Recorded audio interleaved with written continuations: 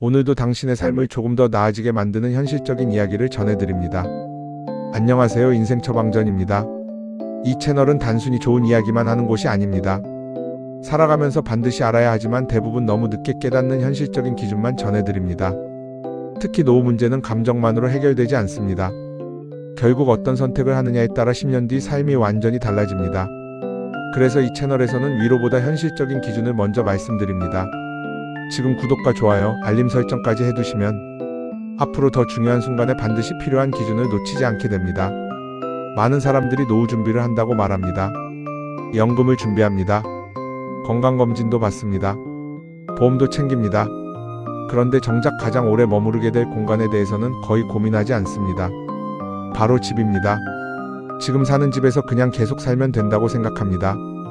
집은 넓을수록 좋다고 믿습니다. 오래 살아온 동네니까 익숙해서 괜찮을 거라고 생각합니다.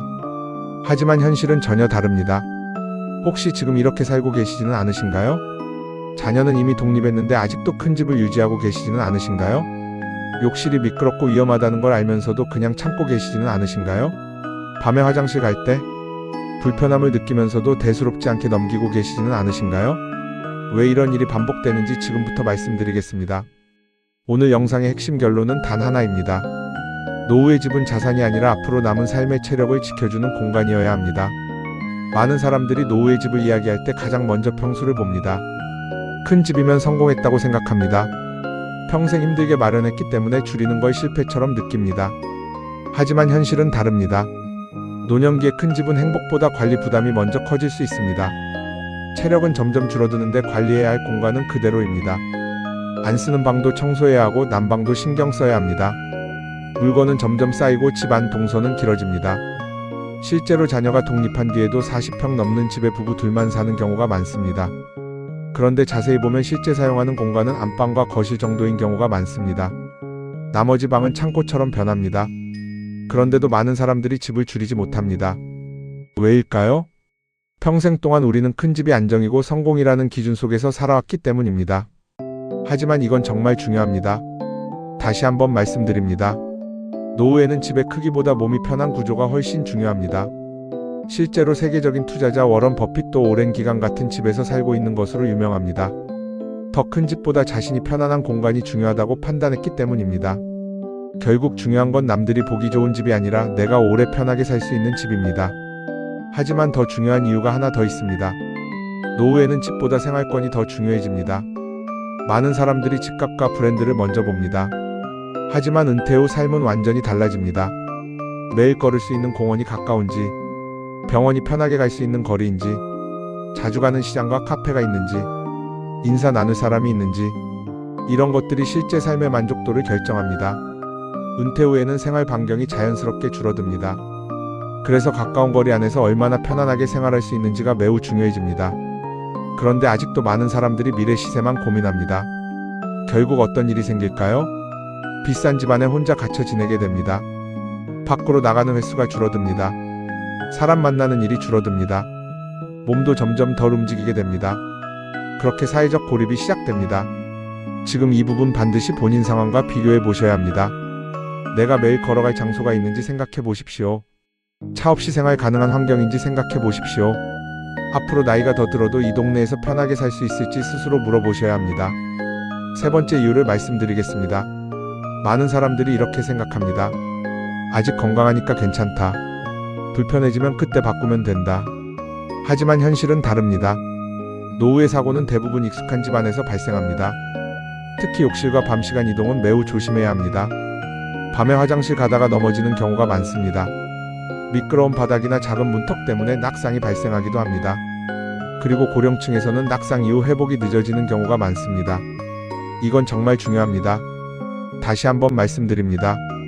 노후에는 큰 병보다 한 번의 낙상이 삶의 흐름을 크게 바꾸는 경우가 많습니다. 실제로 60대 후반의 한 남성은 밤에 화장실 가다가 넘어져 고관절 골절을 겪었습니다.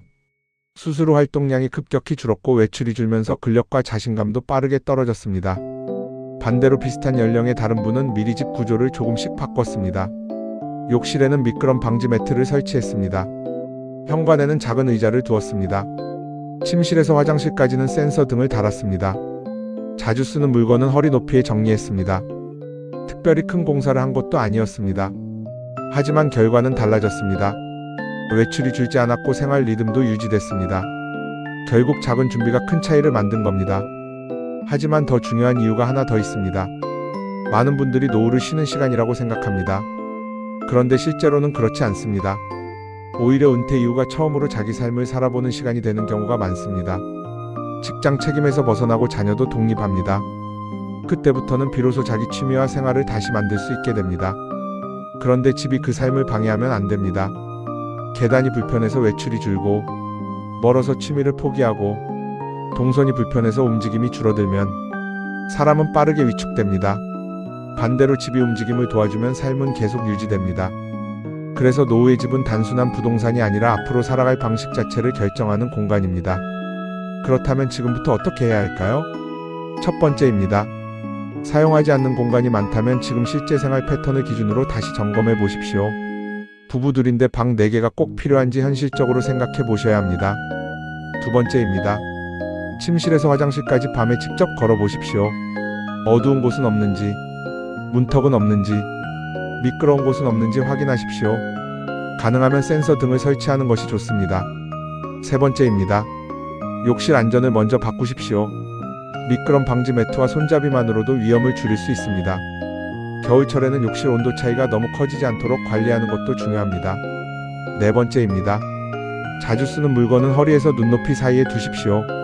높은 곳에 물건을 올려두고 반복적으로 의자에 올라가는 습관은 위험할 수 있습니다. 다섯 번째입니다. 집 근처에 매일 걸어갈 장소를 만드십시오. 공원도 좋고 카페도 좋습니다. 중요한 건 계속 밖으로 나갈 이유를 만드는 겁니다. 사람은 움직이지 않으면 빠르게 약해집니다. 그리고 꼭 기억하셔야 합니다. 노후의 집은 마지막까지 내 존엄을 지켜주는 공간이어야 합니다. 혼자서도 안전하게 움직일 수 있는 구조, 불안하지 않은 구조, 내가 아직 삶의 주인이라고 느낄 수 있는 구조, 그게 좋은 집입니다. 비싼 집이 아닙니다. 큰 집도 아닙니다. 나를 오래 지켜주는 집입니다. 지금까지 내용을 듣고도 나는 괜찮다고 생각하신다면 그게 가장 위험한 신호일 수 있습니다. 노후는 갑자기 시작되지 않습니다. 몸이 조금씩 변하기 시작하는 순간 이미 시작되고 있습니다. 그런데 대부분은 사고가 나고 나서야 바꾸려고 합니다. 그때는 늦습니다.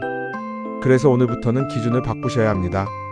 집값보다 생활, 평수보다 안전, 체면보다 몸의 편안함. 이 기준이 결국 10년 뒤 삶의 차이를 만듭니다. 많은 분들이 알고도 바꾸지 못해서 결국 후회합니다. 하지만 지금 이 순간부터는 다릅니다. 당신은 이미 중요한 기준을 알게 됐습니다. 매일 새로운 영상으로 찾아옵니다. 이 기준을 하나씩 쌓아가면 10년 뒤 삶이 완전히 달라집니다. 지금 구독하시고 그 변화를 직접 확인해 보세요. 이 영상이 도움이 되셨다면 구독과 좋아요로 함께 해주세요. 앞으로도 당신의 삶에 꼭 필요한 이야기만 전하겠습니다.